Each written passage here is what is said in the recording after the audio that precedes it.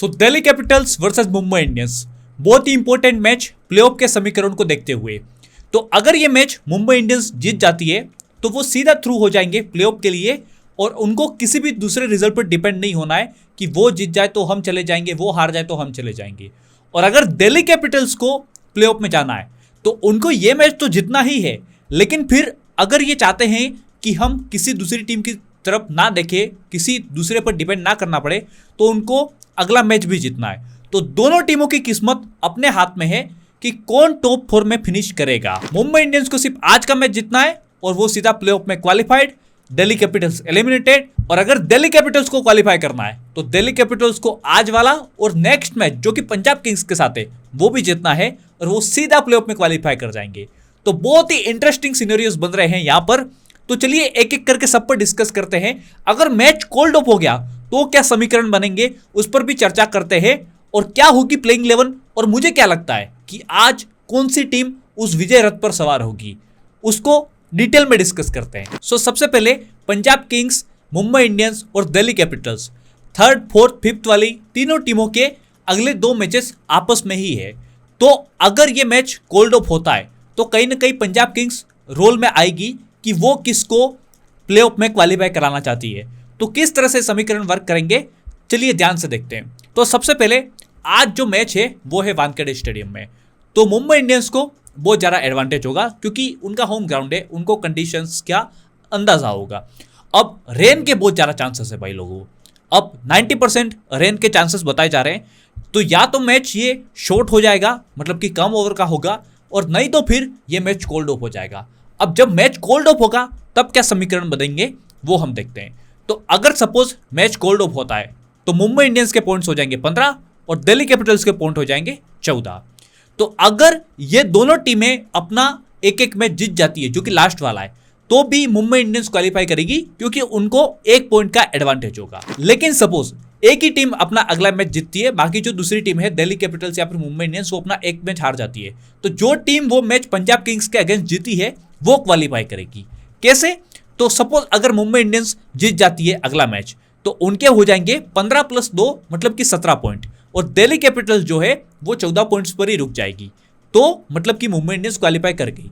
लेकिन अगर दिल्ली कैपिटल्स अपना अगला मैच जीतती है और मुंबई इंडियंस हार जाती है तो दिल्ली कैपिटल्स क्वालिफाई करेगी। दिल्ली कैपिटल्स के 14 + 2 16 पॉइंट हो जाएंगे और मुंबई इंडियंस 15 पॉइंट पर ही अटक जाएगी। तो कहीं ना कहीं मैंने कहा था ना कि पंजाब किंग्स भी प्ले में आ सकती है। तो सबसे पहले हम मुंबई इंडियंस की बात करते हैं। तो मुंबई इंडियंस ने अपने रिप्लेसमेंट्स तो अनाउंस किए हैं, लाइक जोनी बेस्टो, चरित असलंका, वो सब। लेकिन वो जो रिप्लेसमेंट्स है वो प्लेऑफ के लिए, अगर मुंबई इंडियंस प्लेऑफ में जाती है तब वो प्ले में आएंगे। तो अभी सबसे पहले प्लेइंग 11 की बात करते हैं। तो प्लेइंग 11 में ऑलमोस्ट जो लास्ट मैच वाली थी उनकी गुजरात टाइटंस के अगेंस्ट वही सेम रखूंगा। Ryan Rickelton, Rohit Sharma openers, number 3 पर Will Jacks, Surya Kumar Yadav, Tilak Varma, captain Hardik Pandya, और फिनिशर का रोल प्ले कर सकते हैं नमन धीर और कॉर्बिन बोश जो कि अच्छा टच में लग रहे थे।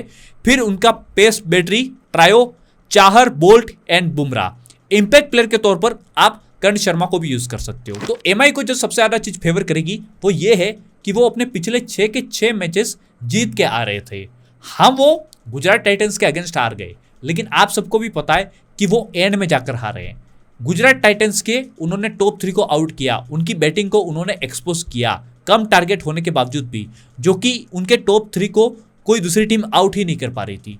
तो मुंबई इंडियंस के लिए मुझे कोई भी कंसर्न नहीं लग रहा है। अगर वो अपने बेसिक्स ठीक रखेंगे, अगर वो गलतियां कम से कम करेंगे तो वो थ्रू हो जाएंगे, क्वालिफाई कर जाएंगे। अब दिल्ली कैपिटल्स पर आते हैं। अब दिल्ली कैपिटल्स की प्लेइंग 11 में मैं एक चेंज करूंगा। ओपनर्स तो मैं सेम रखूंगा, KL Rahul and Faf du Plessis. कुछ चेंज नहीं करना है क्योंकि केएल राहुल ऑलरेडी सेंचुरी मार के आ रहे हैं पिछले मैच में, तो अब यहां पर उनको अपनी पोजीशन से हटाना नहीं है। और करुण नायर पूरा सीजन फ्लॉप ही रहे हैं पहले मैच को छोड़कर। तो नंबर 3 पर मेरे आएंगे अभिषेक पोरेल, फिर कैप्टन अक्षर पटेल, ट्रिस्टन स्टब्स, समीर रिजवी, आशुतोष शर्मा, विपराज निगम, कुलदीप यादव, फिज, दुष्मंता चमीरा, और फाइनली इंपैक्ट प्लेयर के तौर पर मैं मुकेश कुमार को यूज करूंगा, ना कि टी नटराजन या फिर मोहित शर्मा, क्योंकि टी नटराजन और मोहित शर्मा इस सीजन बहुत ज्यादा एक्सपेंसिव रहे हैं। मुकेश कुमार क्या है, स्मार्ट बॉलर है, वो परफेक्ट लाइन को हिट करते हैं और वो इकोनॉमिकल भी रहते हैं, खास करके डेथ ओवर में वो बहुत अच्छा करते हैं। और डेथ ओवर में ही थोड़ी समस्या हो रही थी दिल्ली कैपिटल्स को, और नटराजन ने यार बहुत ज़्यादा मार खा ली थी पिछले मैच में, शायद उन्होंने 16 की इकोनॉमी से रन दिए थे। अब प्लान सिंपल है दिल्ली कैपिटल्स का कि उनको शुरुआत से अटैक करना है, शुरुआत से ऑल गन्स ब्लेजिंग जाना है, बिकॉज उनकी बैटिंग यार 8 नंबर तक है, विपराज निगम तक उनकी अच्छी बैटिंग है। तो फिर टुक टुक नहीं करना है जैसा कि फाफ डुप्लेसी ने पिछले मैच में किया था। और मैं पर्सनली चाहता हूं कि जो आशुतोष शर्मा है उनको आप थोड़ा और ऊपर प्रमोट करो, क्योंकि इस बंदे में बहुत ज्यादा काबिलियत है, वो आपके लिए बहुत ज्यादा अच्छे स्ट्राइक रेट के साथ ऊपर रन बना सकता है, ठीक है ना। तो वो वाली बात है। अब दिल्ली कैपिटल्स का एक ही कंसर्न है कि यार ये हारते हुए आ रहे हैं, मतलब उन्होंने मुंबई इंडियंस को जगाया था, लेकिन अगर हम पिछले मैच की बात करें तो वो यार 10 विकेट से हार गए थे। और 200 रन बनाने के बावजूद भी अगर आप 10 विकेट से हार जाते हो तो ये बहुत बड़ा सेटबैक होता है। तो केएल राहुल की सेंचुरी भी वेस्ट हो गई, तो क्या ये इस सेटबैक से उभर पाएंगे, वो इंपॉर्टेंट होगा। अगर वो उभर पाते हैं तो फिर यार उनके लिए एडवांटेज होगा। अब देखो भाई, सिंपल सी चीज है कि यहाँ पर आप सबको पता है कि मुंबई इंडियंस सोई हुई थी, चारों 4 मैच हार गई थी, मतलब शुरुआत के 4 मैच के में उनके पास मुश्किल से 1 विन थी, लेकिन फिर उनका दिल्ली कैपिटल्स से पाला पड़ता है और दिल्ली कैपिटल्स उनको हाथ में मैच दे देती है।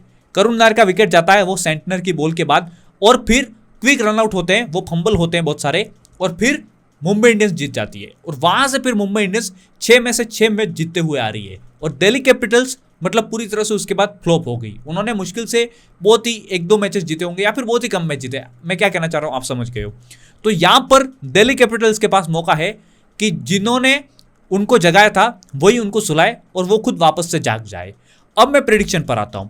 तो सबसे पहले हाईएस्ट रन स्कोरर कौन होगा, तो मुझे लग रहा है कि मुंबई इंडियंस की तरफ से हाईएस्ट रन स्कोरर होंगे सूर्य कुमार यादव, क्योंकि इस बार ये बहुत समय तक ऑरेंज कैप को भी लीड कर रहे थे, उस लीडर बोर्ड में है एक्चुअली वो, और वानखेड़े स्टेडियम में उनके रिकॉर्ड्स बहुत अच्छे हैं, उनको वहां पर बैटिंग करना बहुत पसंद है। और यार भाई उनका फेवरेट फॉर्मेट है यार T20 क्रिकेट।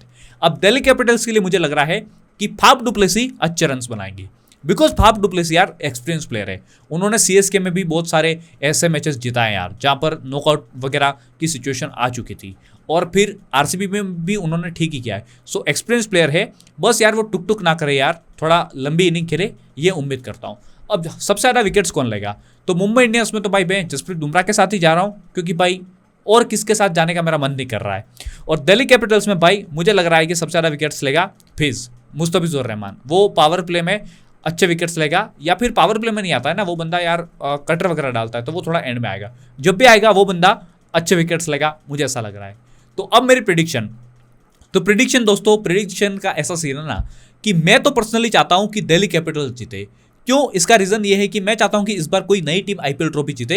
होली ट्रिनिटी है जो है ना, ये पंजाब, दिल्ली और RCB, इनमें से कोई जीते।